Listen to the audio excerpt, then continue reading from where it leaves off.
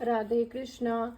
श्री प्रबोधनी एकादशी महत्तम। कार्तिक मास के शुक्ल पक्ष की एकादशी। ब्रह्मा जी बोले कि हे मुनि श्रेष्ठ, अब आप पापों को नष्ट करने वाली तथा पुण्य और मुक्ति की देने वाली प्रबोधनी एकादशी का महत्तम सुनाइए। भागीरथी गंगा मनुष्य को तभी तक फल देती है जब तक कि कार्तिक मास की प्रबोधनी एकादशी नहीं आती।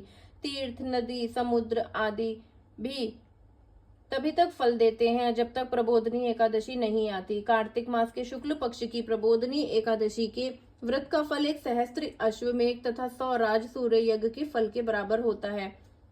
नारद जी ने पूछा कि हे पिता, एक संध्या को भोजन करने से, रात्रि में भोजन करने तथा पूरे दिन उपवास करने से क्या क्या फल मिलता है, उसे आप समझाइए। ब्रह्मा जी बोले कि हे नारद, एक संध्या को भोजन करने से 2 जन्म के तथा पूरे दिन उपवास करने से 7 जन्मों के समस्त पाप नष्ट हो जाते हैं। जिस वस्तु का त्रैलोक से मिलना दुष्प्राप्य है, वह वस्तु प्रबोधनी एकादशी के व्रत से मिल जाती है। प्रबोधनी एकादशी के व्रत के प्रभाव से सुमेरु पर्वत के समान महान पाप भी क्षण मात्र में ही नष्ट हो जाते हैं।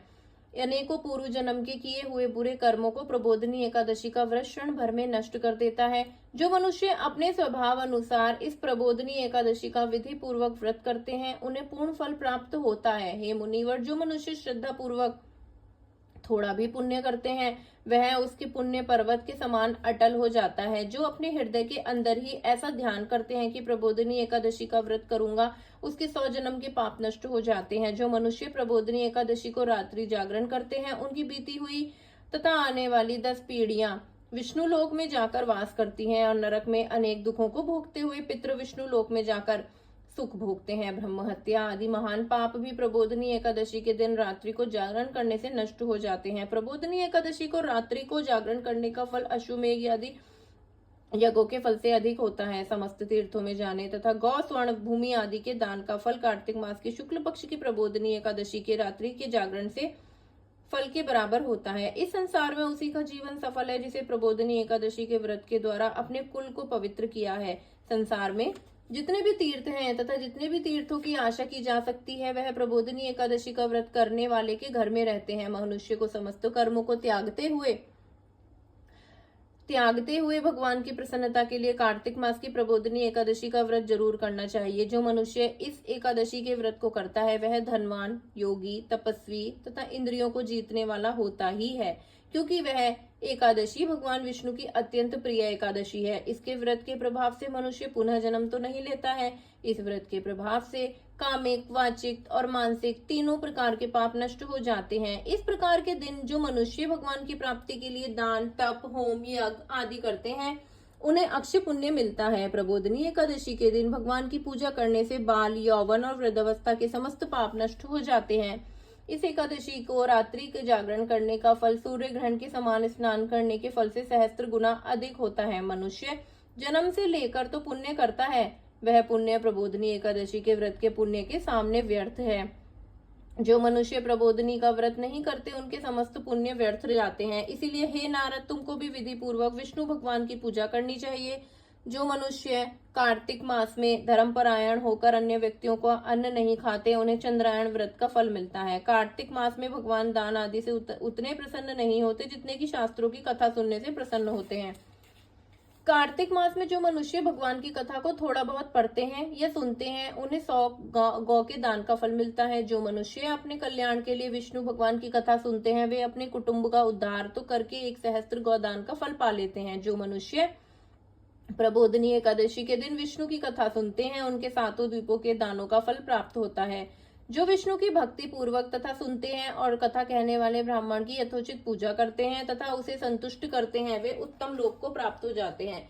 इस पर नारद जी बोले कि हे ब्रह्मा जी, अब आप एकादशी के व्रत का विधान कहिए और कैसा व्रत करने से कौन सा पुण्य मिलता है, वह भी समझाइए। ब्रह्मा जी बोले कि हे नारद, इस एकादशी के दिन मनुष्य को ब्रह्म मुहूर्त में उठना चाहिए और नदी, तालाब, कुआं आदि पर स्नान करना चाहिए। हे भगवान, आज मैं निराहार रहूंगा और दूसरे दिन भोजन करूंगा, ऐसी विनय करनी चाहिए। इसीलिए आप मेरी रक्षा करें। इस प्रकार विनय करके भगवान की पूजा करनी चाहिए और व्रत प्रारंभ करना चाहिए।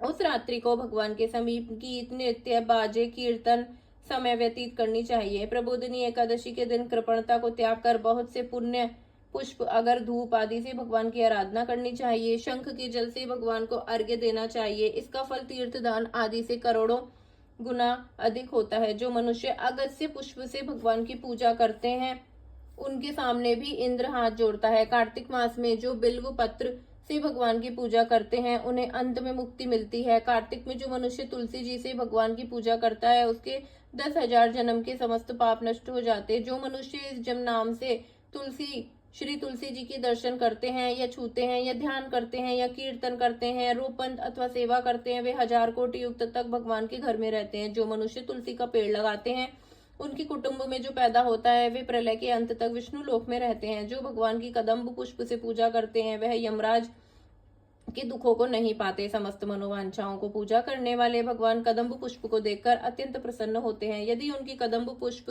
से पूजा की जाए तो फिर बात ही क्या हो। जो गुलाब के पुष्प से भगवान की पूजा करते हैं उन्हें मुक्ति मिलती है। जो मनुष्य बकुल और अशोक के फूलों से भगवान की पूजा करते हैं वे अत्यंत काल तक शोक से रहित हो जाते हैं। जो मनुष्य भगवान विष्णु को सफेद और लाल कनेर के फूलों से पूजा करते हैं उन पर भगवान अत्यंत प्रसन्न होते हैं। जो मनुष्य विष्णु भगवान की दुर्वादल से पूजा करते हैं वे पूजा के फल से 100 गुना फल अधिक पाते हैं। जो भगवान की शमी पत्र से पूजा करते हैं वे भयानक यमराज के मार्ग को सरलता से पार कर जाते हैं।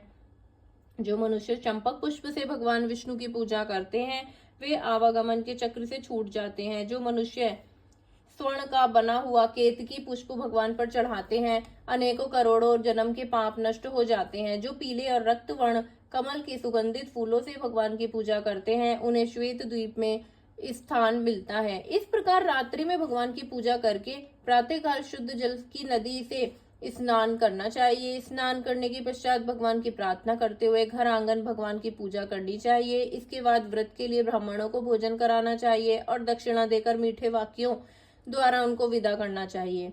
इसके पश्चात व्रत के लिए ब्राह्मणों को भोजन कराना चाहिए और दक्षिणा देकर मीठे वाक्यों द्वारा उनको विदा करना चाहिए। इसके उपरांत भोजन, गौ और दक्षिणा से गुरु की पूजा करनी चाहिए और ब्राह्मणों को भूरे सी दक्षिणा देकर नियम को छोड़ना चाहिए। ब्राह्मण को रात्रि में भोजन कराएं, स्वर्ण सहित बैल दान करना चाहिए। जो मनुष्य रात्रि और स्नान करते हैं उन्हें दही और शहद दान करना चाहिए। जो मनुष्य फल की आशा करते हैं उन्हें फल दान करना चाहिए। तेल की जगह घी और घी की जगह दूध और अन्नों में चावल दान करना चाहिए। जो मनुष्य इस व्रत में भूमि शयन करते हैं उन्हें सब वस्तुओं से ही शैया दान करना चाहिए। जो मौन धारण करते हैं उन्हें स्वर्ण सहित तिल दान करना चाहिए। जो मनुष्य कार्तिक मास में उपाहन धारण नहीं करते उन्हें उपाहन दान करना चाहिए। जो इस मास में नमक त्यागते हैं उसे शक्कर दान करनी चाहिए। जो मनुष्य नित्य प्रति देव मंदिरों में दीप जलाते हैं उन्हें स्वर्ण या तांबे के दीपों को घी देव मंदिरों में जलाते हैं उन्हें स्वर्ण या तांबे के दीपों को घी तथा बत्ती सहित दान करना चाहिए। जो मनुष्य चातुर्य मास व्रत में किसी वस्तु को त्याग देते हैं उन्हें उस दिन से पुनः ग्रहण करना चाहिए। जो मनुष्य प्रबोधनी एकादशी के दिन विधि पूर्वक व्रत करते हैं उन्हें अत्यंत सुख मिलता है और अंत में स्वर्ग को प्राप्त होते हैं। जो मानव चातुर्य मास व्रत को बिना किसी विघ्न के पूरा कर देते हैं उन्हें दोबारा जन्म नहीं मिलता। जिन मनुष्य को व्रत खंडित हो जाता है उन्हें दोबारा प्रारंभ कर लेना चाहिए और जो मनुष्य इस एकादशी के महत्व को सुनते हुए पढ़ते हैं उन्हें अनेक गौदान का फल मिलता है। राधे कृष्णा।